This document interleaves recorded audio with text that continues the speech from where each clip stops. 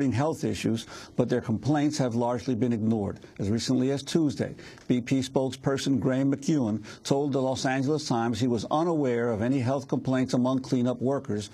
BP has refused to provide respirators to many hired fishermen, and the company has reportedly threatened to fire workers who use their own respirators on the job. We're joined now in New Orleans by Clint Guidry, president of the Louisiana Shrimp Association. He's a third-generation shrimp fisherman. This is Democracy Now! We welcome you to the studios of Democracy Now!, though we're speaking to you in New Orleans. Tell us what's happening, Clint.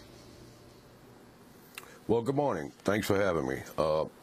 This is a situation that has been ongoing for several weeks now.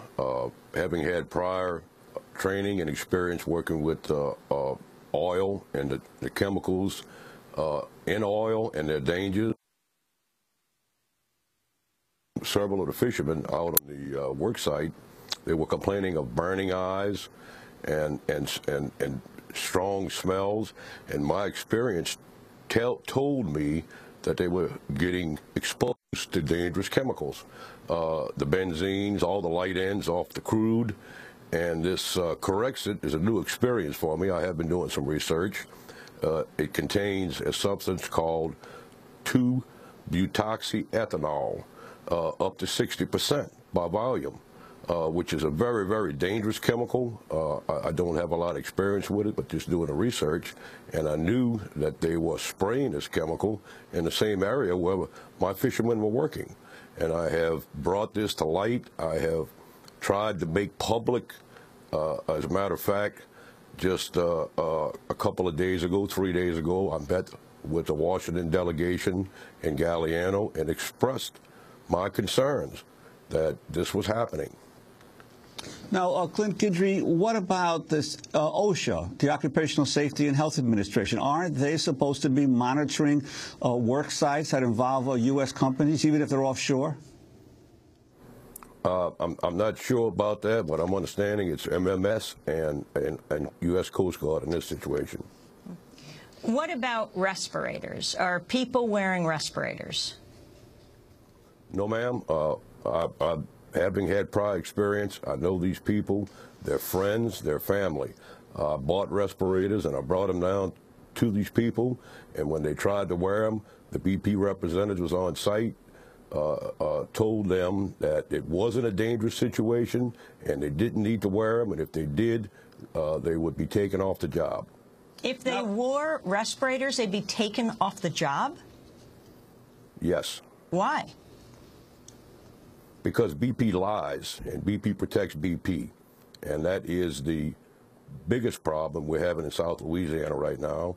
Is BP, with its big oil, big money, is buying up all the cover, and when I say cover, I mean camouflage that they can to try to make little of the situation, not only environmentally, but health-wise. This is ridiculous. But how does wearing respirators threaten BP? How do the workers, the cleanup crews wearing respirators, how does that threaten BP? If you would do your research, the same situation occurred with Exxon Valdez over 20 years ago. It is a question of liability.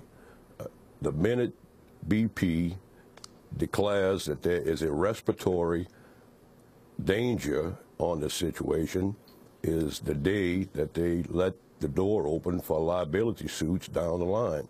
If they could have gotten away with covering this up like they did in Alaska Valdez situation, like Exxon, they would not have to pay a penny for any kind of health-related claims.